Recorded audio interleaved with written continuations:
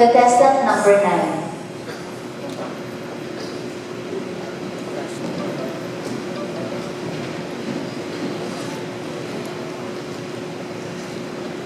Spartacus to the Gladiators by Elijah Keller.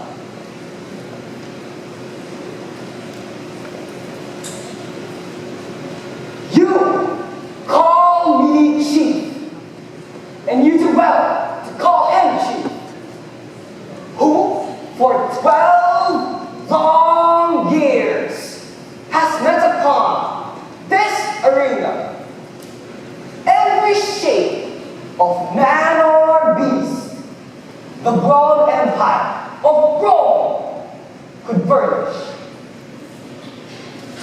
If there be any among you who can say that ever in public fight or private wrong, my actions did belie my tongue, let him stand forth and say it.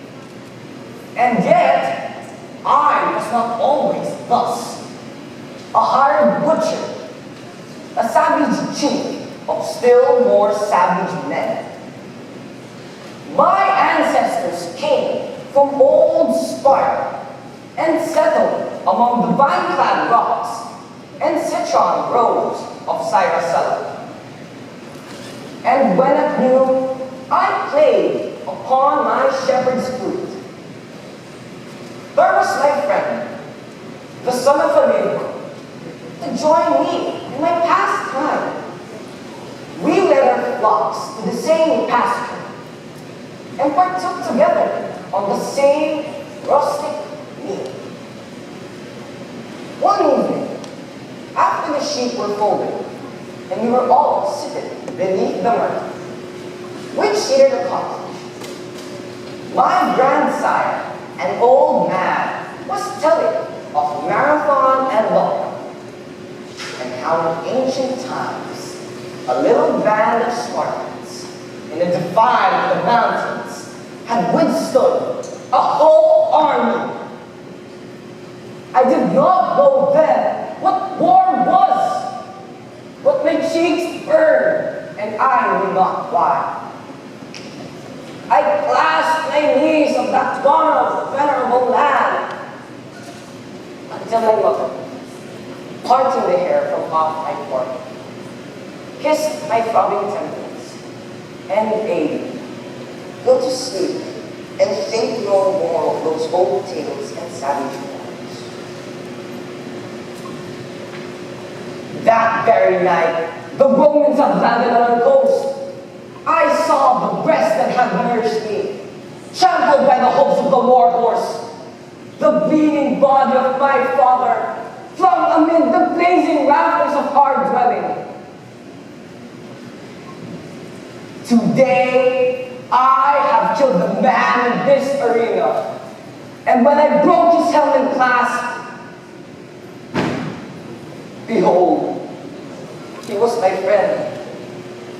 He knew me, smiled faintly, gasped, and died.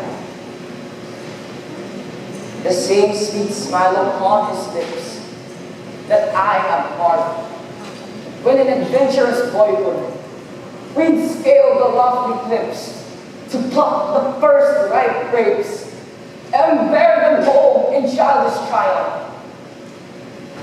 I told the praetor that this dead lad was my friend, generous and brave, and I begged that I might bear away his body, burn over a funeral pyre, to mourn over his ashes. Yes, upon my knees, amid the dust and blood of the arena, I begged that poor boy, while all the assembled maids and matrons and the rabble shouted out in derision, deeming it rare sport to see Rome's fiercest gladiators turn pale and tremble at the sight of that piece of bleeding clay. The praetor drew back as I go were pollution, and sternly said, "Let the carrion rot, there are no noble men, but Romans. And so, fellow gladiators, must you, and so must I, die like dogs? Oh, Rome, Rome, thou hast been a tender nurse to me. Thou hast given this poor, gentle, timid shepherd lad, who never knew a harsher tone than a flute note, muscles of iron and a heart of flint. Thou hast taught me to drive my sword through plated mail and links of rugged brass, and warm it in the marrow of fine enemy. Yes, I shall pay thee back until the yellow timber is red as frothing wine, until thy lifeblood lies curled. Thank you.